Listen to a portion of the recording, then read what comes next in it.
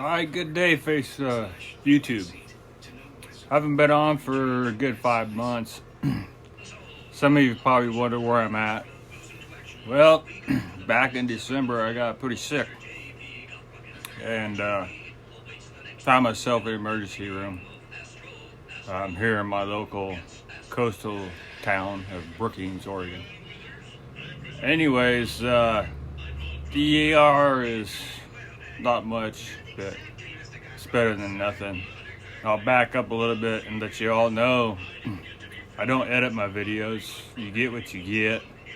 I do use an app on my iPhone here that allows me to pause my videos and start them again, but there's no editing going on. So, you know, the dog goes spazzo or something, I can pause and take care of it. But other than that, there's no editing. So back to the ER. I go there. My abdomen is just swelled out like I got quadruplets in it. So they stick a catheter in my belly and they drained out a gallon of fluid and tested me for about everything and couldn't find nothing and kicked me out. And a couple days I recovered, felt better. And about 2 weeks later, same thing. I'm all swelled up and got to go back up and get my abdomen drained again. Another gallon of fluid comes out. And tests still really don't show anything here at this so-called ER we have. And so I left there and it was on Christmas Eve, I believe. Got really sick again, so I headed south to California. I only live about 10 miles from California, not very far. So I headed down there to a little better hospital, and I was pretty sick when I got there. And so they admitted me instantly into the hospital, started running tests. And the tests were coming back pretty bad. So they slammed me into ICU.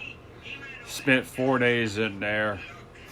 Didn't really get an answer. And came on home. By that time, I was already looking into doctors myself, which is, we'll talk a lot about that. I'll back up in these videos because I'm missing 5 months worth. Plus continue forward on with what's going on. So no one would ever tell me what was really going on. So I ended up with a gastrologist inland, and they're like, you know, you got cirrhosis of the liver. And I've had to take some drugs most of my life that were pretty hard on my liver, and I did drink as well. 10 years of chemo, stuff like that. It was really hard on me. And so we start on treatment of some sorts anyhow. So I don't have a general practitioner. I've never been sick. And so I have to find a general practitioner. That takes forever. In the meantime, I keep swelling up and I keep swelling up. And I'm begging to get drained. I'm having a hard time finding anybody to help me. And so I went 2 months with nothing going on, and going between a GP, I finally got one, and the gastrologist, yada yada. And so they set me up down here at the hospital in California to get peritonesis. That's what it's called when they put the catheter in your belly and suck the fluid out. The fluid is called ascites. And so they started draining me and started pulling 6, 7, 8 liters at a time out of me. And it's pretty painful when that's in you. And so the gastrologist, she's not too happy about the amount of times I'm having this done because she's worried about infections and this and that. And so I have to go to the pain pills. And this is a whole nother story. I'll do a video on my escapade with trying just to get any kind of pain relief. But we get the doctors working together. and the hospital working with the doctors. I got a doctor in Oregon, doctor in California, two hospitals in Oregon, and a hospital in California that I'm dealing with. And so they get me stabilized. It takes a couple months. I've pretty much been bedridden now for 5 months. And they get me stabilized. And as we move forward with testing and everything. So I end up getting referred to a hematologist. And so I go see the hematologist and found out that I have a bad gene. And it causes a lot of problems. It's a hereditary gene mutation. It's called hemochromatosis. And so that's uncurable, but it is treatable. But it's destroyed some of my organs, and it's attacking a lot of my joints in my lower body, my hips, my knees, my ankles. And so it tried to get me stable. So what it comes down to is I gotta have a liver, and I need a liver. And so my story is going to be how this all come about, and how we've had to deal with it, the problems with the doctors. I have 5 doctors now. The home life, the problems it's caused here, all those issues that come along with basically end of life. End stage is what I have. But with the liver, I could get another 20 years. And so that's kind of where we're hoping for. I got a couple more months of stabilization and testing before I can even get on the liver transplant list. And so I hope to get on that soon. I can do a living donor or a deceased donor. Preferably a living donor, which is kind of harder to get. People don't like to give up a chunk of their liver. And usually got better results from the living donor, but I'll take whatever I can get. So that's the basic fast rundown of it. And I'll try to backtrack and cover some of this stuff that I've had to go through, like I said, at the doctors, how it affects your home life, how it affects everything in your life, what you can and can't do, what you can't eat. Still bedridden most of the time. I can get up now. I don't need a wheelchair anymore. My wife used to be pushing me around everywhere in a wheelchair because I couldn't even walk. That's how sick I was. So let's backtrack up to where they said my liver was shot, and I asked for help for pain medication. The gastrologist is not too thrilled about it because basically any kind of pain relief is hard on your liver. It all metabolizes in your liver. And so we had a choice, You either gotta let me keep getting drained, which she didn't want to do, or she wants it very limited because she's scared of infections, which will probably just kill me off. Or I need some help with pain. And so I finally, talked her into it. It's like, it's got to be one or the other. And so she agreed the low dose oxys would be safe for my liver. I'm talking really low dose, 20 milligrams a day. And I don't need them all the time, but sometimes I need them. And so the way this works with having these doctors in different areas and different networks, everything has to go through my GP. So the gastrologist, she puts an order into my GP saying, hey, this fellow needs some pain relief, and this will work for him. He can have these fast acting oxys that will metabolize real fast, and won't be as harmful. And at this low dose, it shouldn't be an issue. Well, it's an issue with the GP is they don't like opiates. And so their suggestion was meditation. And everything just went downhill from there, and I knew it was going to. And so the depression kicked in, and I'm not getting any pain relief. I'm begging between my GP, the gastro, the hospital in Sutter is really working with me, Sutter Coast Hospital in California. And they finally agree on, after 2 months, they finally agree to go ahead and push the script through. But during that 2 months was hell. I didn't go without pain medication, I'll put it that way. You can get them. You can get them through ERs, and which is quite spendy. To go that route, you spent $4,000 for an ER visit. You get 20 oxys, and when you do the math, it comes out to about $250 a day for 20 milligrams of oxy. And I can fill a script of 120 for about $20 at the pharmacy. And so that's the route they left me. They left me out on the street to find my pain relief. And I told them, you know, and they knew, and I told them I'm not going without pain relief, especially when you tell me this is end stage. And so they agreed. And so she writes me the script. She writes it for 4 times a day. They're only 5 milligram tabs. Very weak. I don't think they make a weaker one out there. And she writes me 30 days worth, 120. And so you have to go in every 30 days, see the doctor, yada, yada, yada, before they'll write you a new script. And so she kind of hee-hawed her out. It's like, well, you're taking too much. I'm like, well, I can't be. I took what it says on the bottle you gave me. It says take 4 times a day as needed for pain.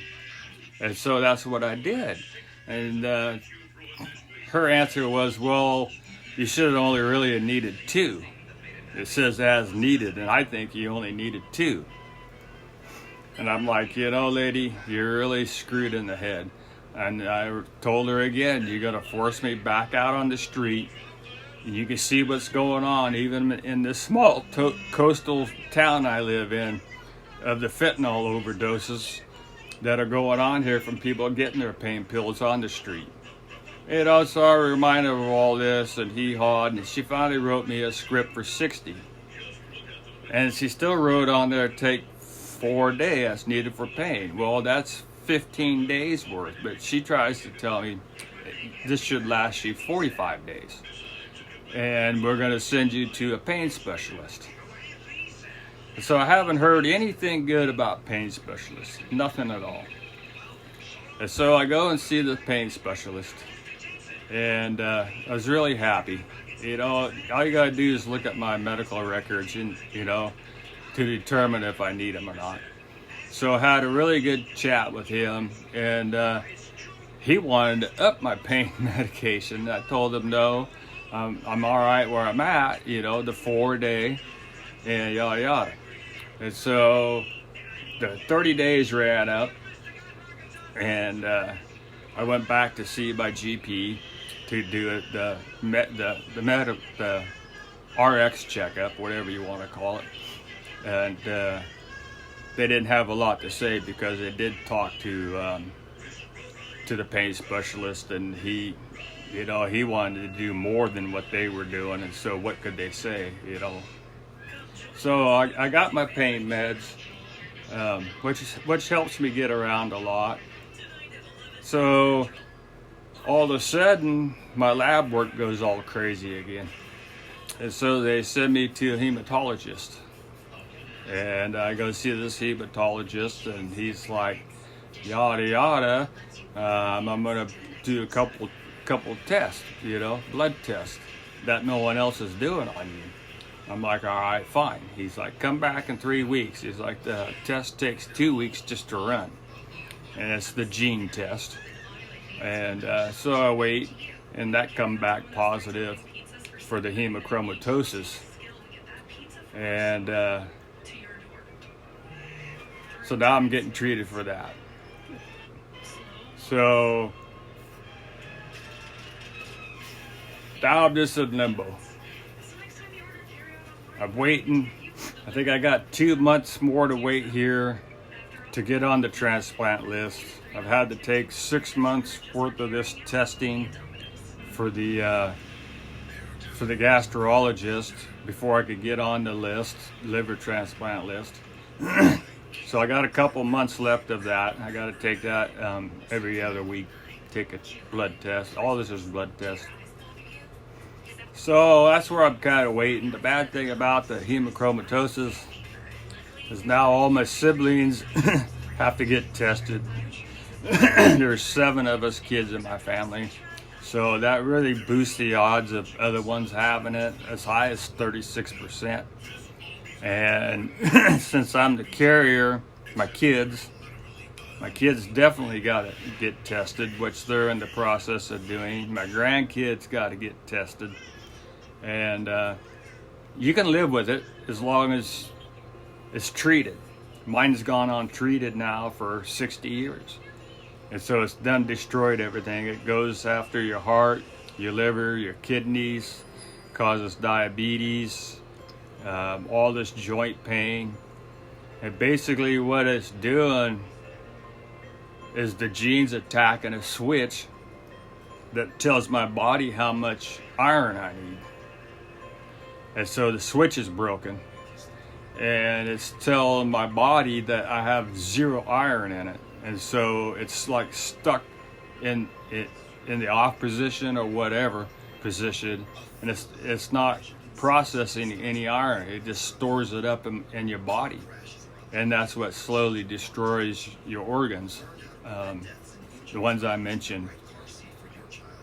And so there's not much they can really do about that. Phlebotomy, which I started last week. So they're going to drain a pint of blood out of me every week for 3 months to try to get my iron level back down, and see how that goes. They might have to up the amount of blood they take from me. And then, so I started feeling better. I call it crappy good, you know. I'm still sick. I feel better, but I'm still sick every day. I'm still, you know, like I said, pretty much bedridden. And I can get out once in a while, hit the farmer's market, maybe the grocery store, you know, short periods. Mega trips, doctors, hospitals. Some are inland, like I said. Some are in California. So the inland one, the hospital I go over there to, you're looking at, you know, just 6 hours of driving round trip. And so, you know, it makes for a long day. And it's what I got to do. But lost my train of thought. I had some stuff coming across on my phone. I record all this on my iPhone. And I don't edit, like I said, so you get what you get. So now, where am I at here? My ritual now. So tomorrow, this is what goes on every week. So tomorrow, I have to go down to California. I have to get my my Rona test, and then I have to get some blood work drawn. And then on Wednesday, I have the peritonesis. That's what it's called when they insert the catheter into your peritoneum cavity, and to suck out the ascites.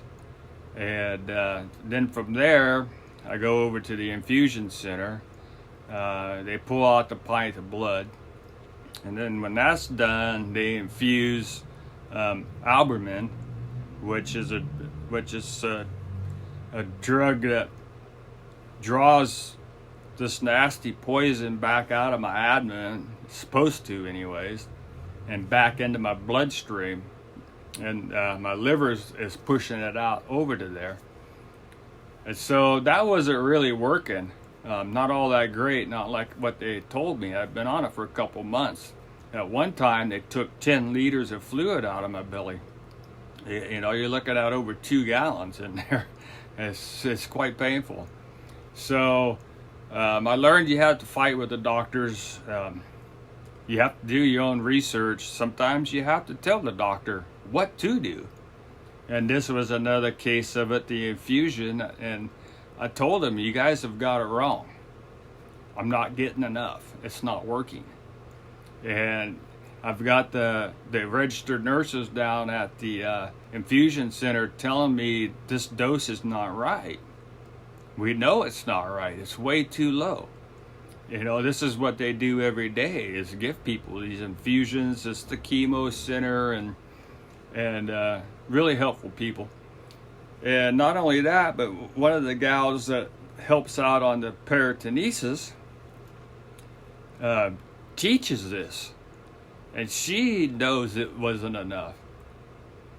So finally, they listened to me 2 weeks ago, or a week ago, Friday or something like that.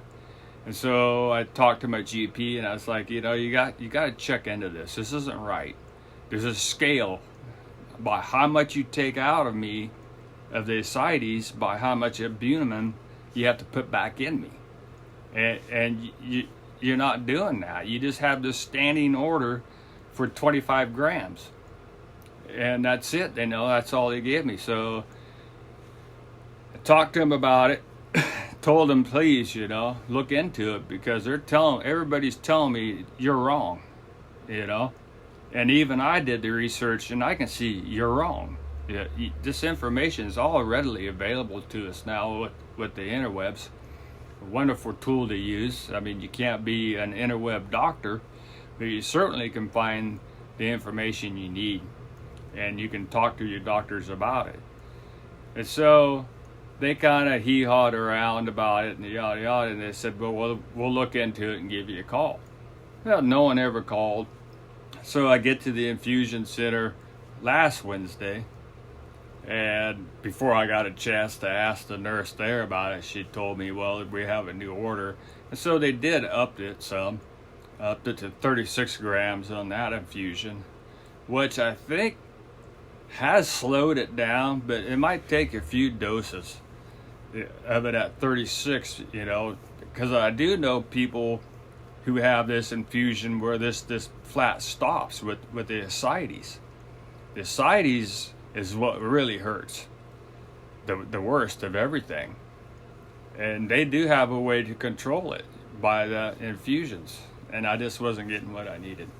So this coming week, which will be kind of normal, like I said, on Monday, a couple tests, and then on Wednesday, the peritonesis and the phlebotomy and the infusion.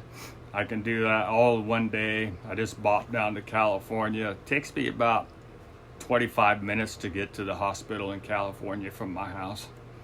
And so it makes a lot shorter day than having to drive all the way inland, you know, get a hotel room and stuff just for a blood test. And so they're really working with me there. And that's kind of where I've been at. And I'll probably cut this kind of short here for today. But and then I'll put out some more videos. I'll backtrack and I'll go forward as well until I get caught up with everything we've had to go through in the last 5 months. Like I said, how it's affected my family life here at home. Some of the stuff that the hematomacrosis causes with your liver, and how your liver can mess with your brain, your way of thinking. And that was hard. And you think you're thinking right, but you really aren't.